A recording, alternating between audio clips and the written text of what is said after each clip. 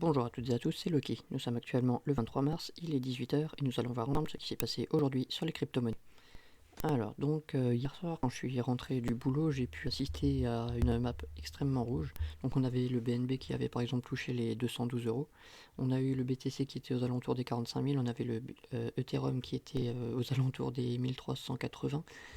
On a eu quelques petites performances. On avait Theta qui était plus ou moins l'un des seuls à pousser. On avait Dance qui poussait également très fort, qui est actuellement en train de se maintenir. On avait XRP qui était en train de pousser également. Globalement, tout le reste était dans le rouge vraiment absolu. On avait cependant également Solana qui était dans une configuration plutôt intéressante, qui s'est actuellement fait rejeter. On verra ça tout à l'heure sur TradingView. Dans les médias, au niveau de la map, c'est à peu près tout. On avait Chain qui est un petit peu dans le rouge avec une correction donc, de 11%. Globalement, il n'y a pas grand chose à dire sur le reste. On va vite fait passer sur le Scalpex. Donc on peut voir que hier on a quand même eu une jolie bougie rouge. Donc on a eu quand même quelques liquidations donc, sur les acheteurs à hauteur d'à peu près 22 millions de dollars. Au niveau du Fear and Greed, sans grande surprise, on est toujours en recul, donc on est actuellement à 66. On va peut-être bientôt passer dans le neutre, dans les jours à venir. Après à surveiller, actuellement on a un petit rebond, donc est-ce que c'est juste un rebond sur le court terme ou pas? Ça on le verra par la suite. Au niveau du social index, on est toujours à fond sur up. Au niveau du market order flow, ça reste plutôt neutre. Alors on va vite voir sur Cryptost. Donc on a le Time Magazine qui recherche actuellement un directeur financier à l'aise avec le Bitcoin. Donc on peut voir qu'il commence à prendre les choses un petit peu plus au sérieux, donc c'est extrêmement intéressant. On a également le PDG de BTC Top qui pense selon lui que le Bitcoin pourrait atteindre à peu près 300 000 dollars d'ici septembre. Bon, personnellement, je ne serais peut-être pas forcément à cet extrême-là. Après, est-ce qu'on pourrait dire qu'on pourrait envisager les entre 100 000 et 150 000 d'ici la fin de l'année? Franchement, je pense que ça reste jouable. Bien évidemment, c'est de la pure spéculation, donc on verra bien par la suite comment le cours va réagir, les news qui vont permettre éventuellement d'accéder à ce prix. Pour le moment, on n'y est pas. Ensuite, on a Cardano qui croule sous les demandes d'application. Donc ils sont un petit peu victimes de leur succès, ils se sont même vus obligés de refuser tout simplement certains dossiers. Donc pour le moment, ils ont quelques difficultés suite à l'euphorie qu'il y a ensuite sur la blockchain tout simplement. Mais à surveiller dans les jours qui suivent, je pense qu'on y verra un petit peu plus clair et que je pense qu'ils vont tout simplement faire le tri vers les projets les plus pertinents qui pourront s'installer tout simplement sur Cardano. Ensuite, on a la Ripple Army, donc tout simplement ceux qui défendent corps et âme le Ripple, qui appellent tout simplement au relisting donc sur les échangeurs. Donc on a le cours qui a plutôt bien repris, comme on a pu le voir récemment.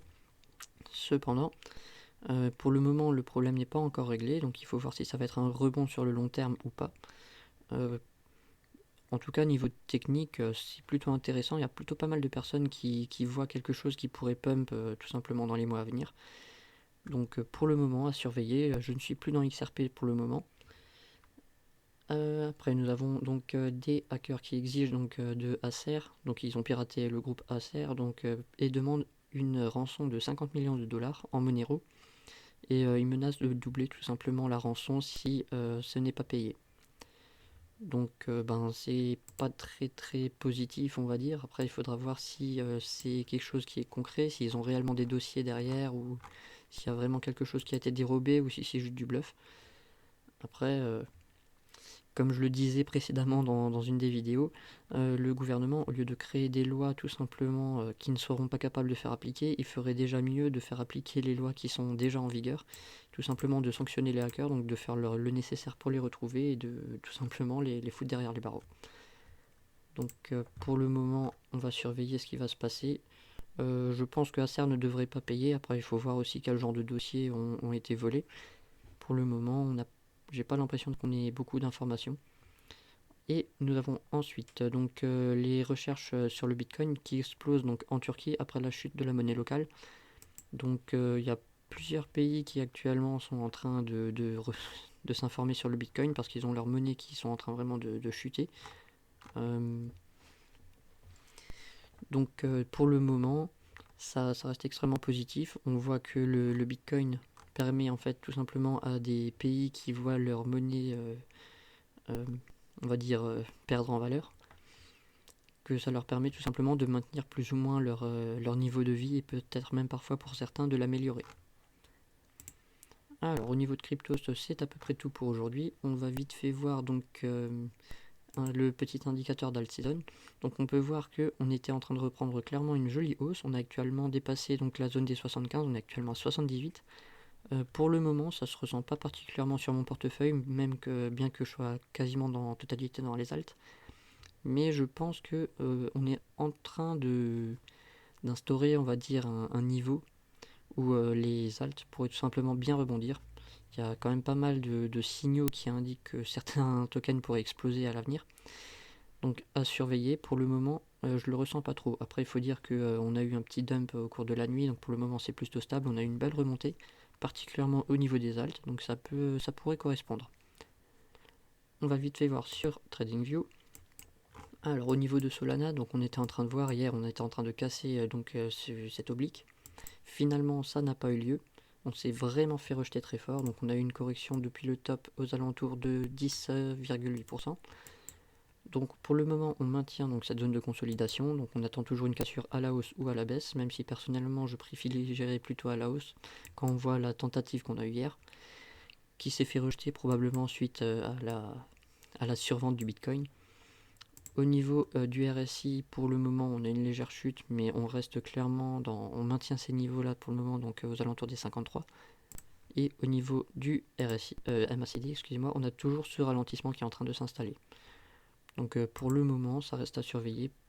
Je pense vraiment qu'on devrait pouvoir casser à la hausse, et si c'était le cas, je prendrais position donc sur Solana.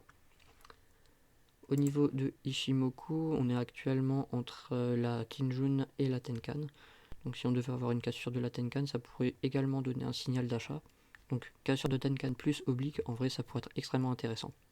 Pour le moment, on n'a pas énormément de volume aujourd'hui, contrairement à hier. Donc mouvement un peu moins soutenu, on est dans une petite hésitation suite au dump de hier. Personnellement, je pense que ça reste à surveiller. On est quand même dans une configuration qui indique clairement un mouvement explosif à venir. D'autant plus qu'on a eu un début les bandes de boulangers ont tout simplement commencé à se séparer. Donc, à court terme, on peut avoir quelque chose de vraiment intéressant. Ensuite, nous avons Alpha, donc, qui est dans une configuration également très intéressante. On est en train de casser donc, cette zone-là. Donc, on peut voir que la prochaine zone, ça sera donc les alentours des 2,16 $. Donc, on y est quasiment. Pour le moment, on a une petite mèche. Le RSI est plutôt bien orienté à la hausse. On est encore loin de la zone de surachat, donc on peut encore clairement bien monter sans être pour autant dans l'excès. Au niveau du MACD, on a eu un très gros rebond, donc belle reprise de force également à ce niveau-là au niveau des acheteurs. Et si on devait tout simplement casser cette zone-là, la prochaine zone serait tout simplement les 2,62 $, et ensuite on serait de nouveau en découverte de prix. Donc de nouveau un très gros mouvement à prévoir. Bande de Bollinger à plat qui commence à s'écarter de nouveau. Très très belle configuration au niveau de Alpha, et actuellement on est à plus 22% sur la journée. Au niveau de Dent, alors on est totalement parabolique. Donc j'avais tracé ce niveau-là. Je pense que c'était en 4 heures qu'il y avait un petit intérêt. Voilà, c'est ça. Donc on avait cassé ce top. Là actuellement on est en train de faire un pullback. On a une grosse bougie d'hésitation hier. Donc très petit corps et deux grosses mèches absolument énormes des deux côtés. Donc très très grosse indécision. Donc ça pourrait également indiquer une entrée dans une phase de consolidation ou alors tout simplement une correction. Pour le moment, on n'a pas cassé la Tenkan, donc pas de signal de vente. On est en train de se maintenir au niveau tout simplement du précédent top. Donc pour le moment, pas grand chose à dire. Ça reste une belle configuration. Au niveau du RSI, on est en train de perdre un petit peu la zone de surachat. Et au niveau du MACD, on pourrait envisager éventuellement un retournement suite à une perte tout simplement de force au niveau des acheteurs.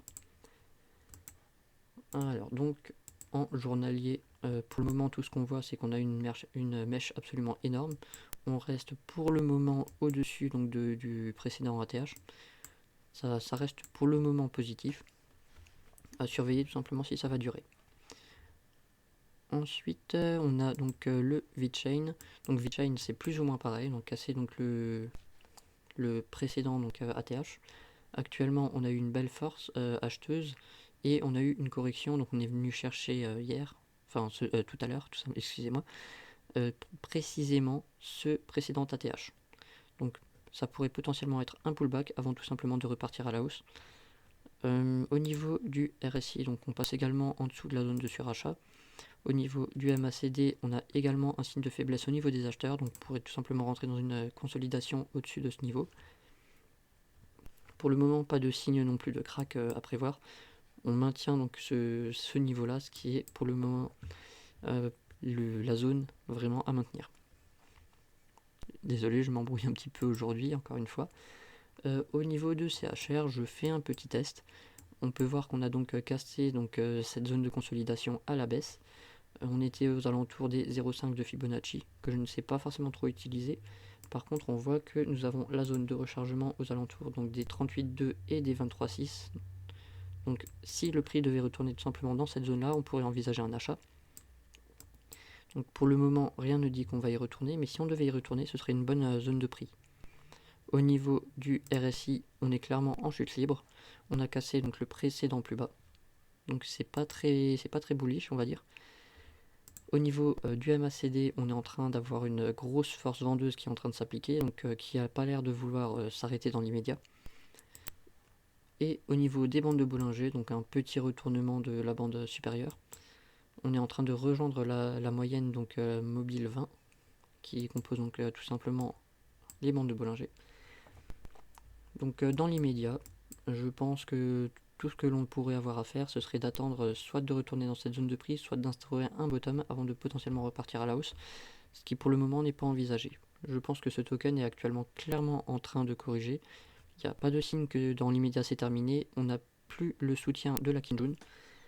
Donc pour le moment, à surveiller. Personnellement, si on devait retourner dans cette zone, je pense que je prendrais une position d'achat. Voilà, je pense que c'était à peu près tout pour aujourd'hui, en vous souhaitant une bonne journée. Au revoir.